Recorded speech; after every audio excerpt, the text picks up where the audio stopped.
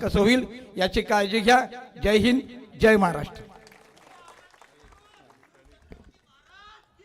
जय. धन्यवाद. सर्वांचा जोश आहेच मनामध्ये आणि ही जोश आहे हा आपल्याला शेवटपर्यंत 7 तारखेपर्यंत आपल्याला असाच पेटत ठेवायचा आहे. आपल्या मनातला आपल्या मनामध्ये कोरून ठेवायचं आहे. 1 नंबरचं बटन अविनाशदादा नलावडेचं आणि खाली 2 नंबरचं बटन विलासदादा शिंदेचं. कोणीही विसर पडू नये आणि मनात कोरून ठेवा. तसंच मी या ठिकाणी उपस्थित आता आपल्या जिल्हा परिषद पदासाठी सदस्य पदासाठी जे उमेदवार आपले उभे आहेत अविनाशदादा नलावडे यांना विनंती करतो की आपण या ठिकाणी बसलेल्या सर्व समुदायाला संबोधित करायचं आहे.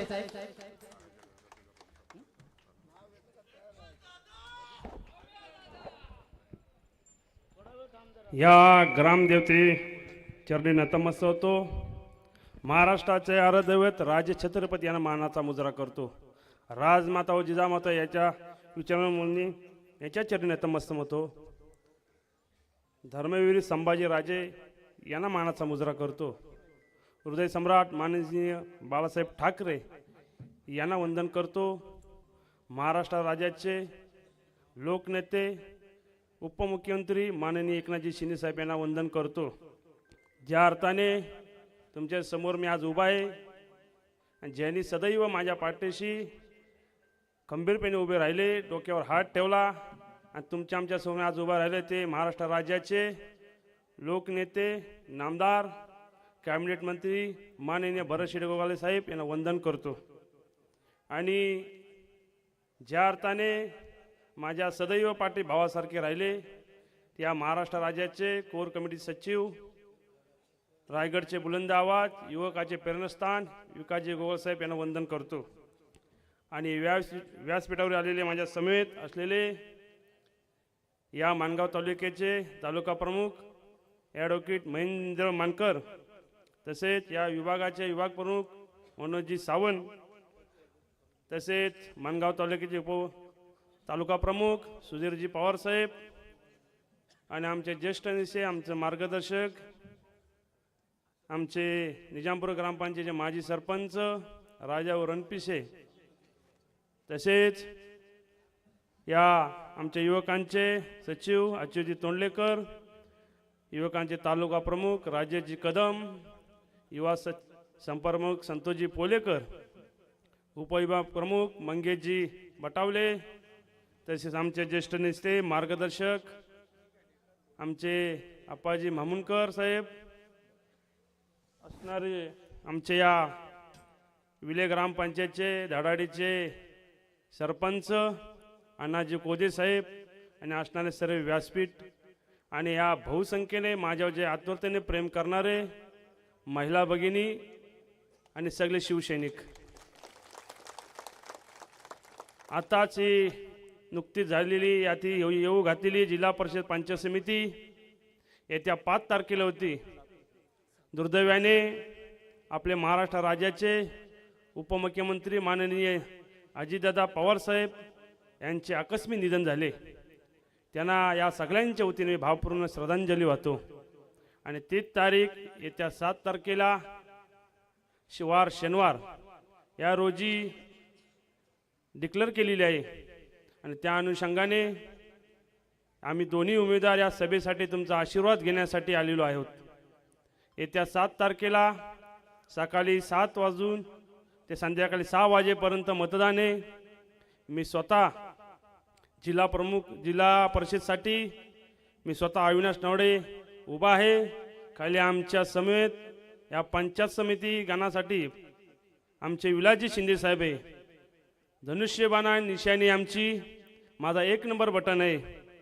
तसेच विलासजी शिंदे साहेब यांची 2 नंबर बटन आहे आणि धनुष्यबाण निशाणी. सुधीरजी पवार साहेब, तुम्ही आता सांगितलं तुमच्या भाषणामध्ये की खरोखरच मागच्या पंचायत समिती वेळी माझ्या मिसेसला उभी केली होती.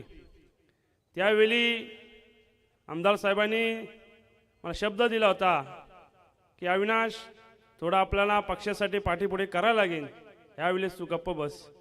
पण खऱ्या अर्थाने मी सांगतो सुधीरजी पवार साहेब, ज्यावेळेस अनंत गीते साहेब होते त्यांचे एकनिष्ठ जे आता उमेदवार राजीवजी साबळे यांनीच तुम्हाला शिवसेने पक्षामध्ये आयात केली होती आणि त्यानेच पंचायत समितीसाठी मिलिंद पोणके यांची डिक्लेअर केली होती सीट.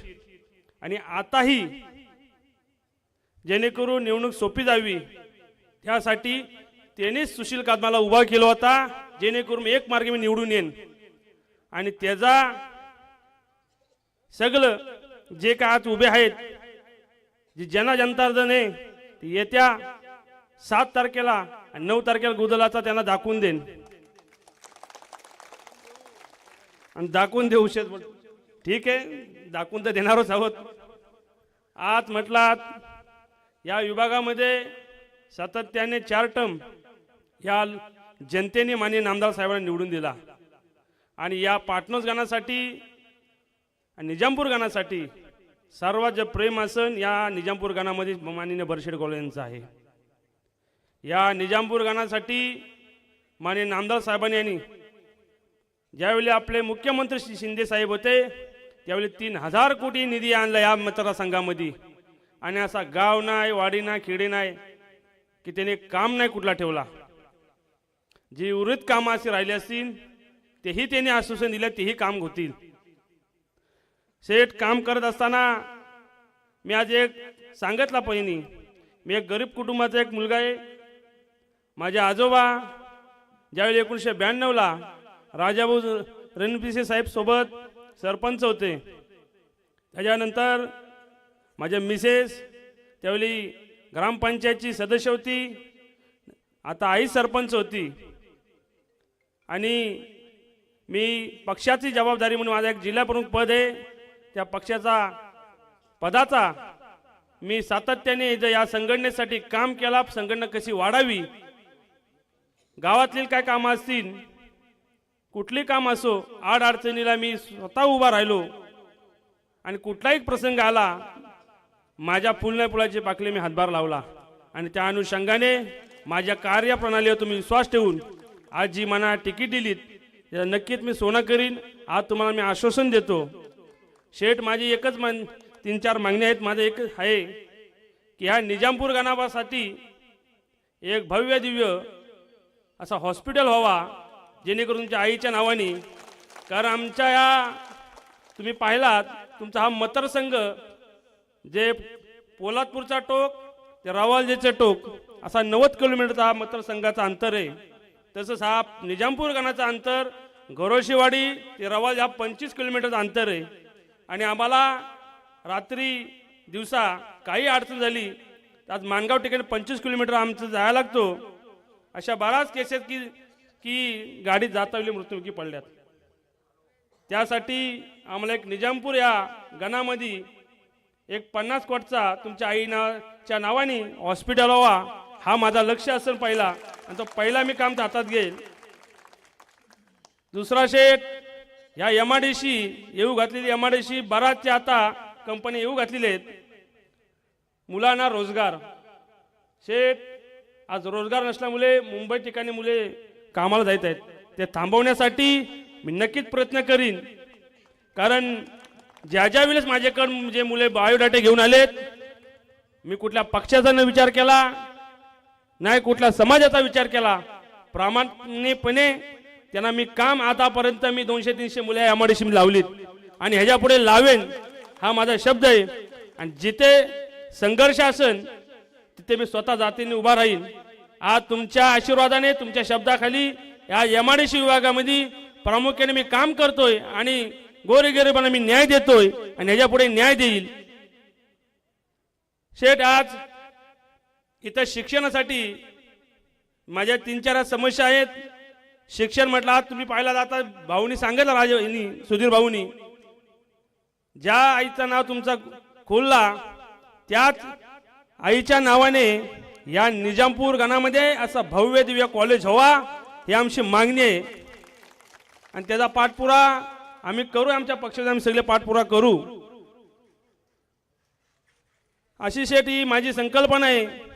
कुठले तुमच्या यांनी एक संकल्पना पूर्ण होती मला माहिती आहे. शेठ आज तुम्ही पाहत असतील जे काय धनशक्तीवर जनशक्ता हा सामना आहे. खरोखर शेठ मी कुठला विचार न केला की एक आमदाराचा मुलगा आहे कुठला आहे, पण तुम्ही जी मला तिकीट दिलीत, मी कुठला असा बलाढ्याचा उमेदवार बघितला नाही. असो ते बलाढ्याचं काही असो, ही जी जनता जनार्दन त्याला येत्या 7 तारखेला दाखवून देन. आणि ह्या पाटणूस गणातून हा भव्य दिव्य तुम्हाला सांगला असा लीड हा पाटणूस गणातून हा भेटेल, हा तुमच्या वतीने मी शब्द देऊ ना.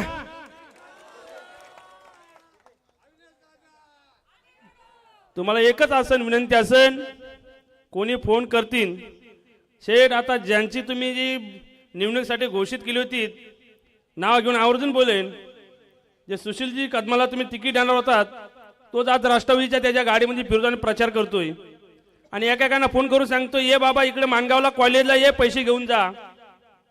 तर ही जनता जनार्दन आमच्याकडे पैशाला भुललेली नाही आणि भुलणार बी नाही.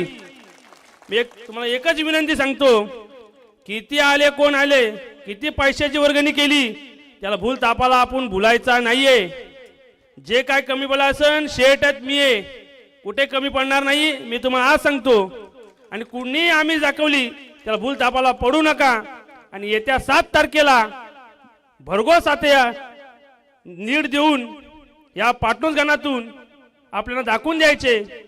आणि आज तुमचा एक गरीबाचा मुलगा म्हणून तुमच्या समोर उभा आहे आणि तुमचा आशीर्वाद घेण्यासाठी आलेलो आहे. येत्या 7 तारखेला मला तुम्ही आशीर्वाद द्या. तुमच्या मुलाप्रमाणे असणारे माझ्या भावाप्रमाणे मी येत्या 7 तारखेला धनुष्यबाण निशाणी आहे, 1 नंबर बटन आहे, 2 नंबरला विलास शिंदे यांचा 2 नंबरला बटन आहे, धनुष्यबाण निशाणी आहे. आणि भरघोस मताने तुम्ही मला ह्या पाटणूस गणातून लीड देशील असे मी तुमच्याकडून आशा बाळगतो. आणि एवढे बोलून माझे 2 शब्द पूर्ण करतो. जय हिंद, जय महाराष्ट्र. शिवसेना भारत सेठ आगे बढ़ो, अविनाश दादा आगे बढ़ो, अविनाश दादा आगे बढ़ो, विलास दादा आगे बढ़ो, विलास दादा आगे बढ़ो.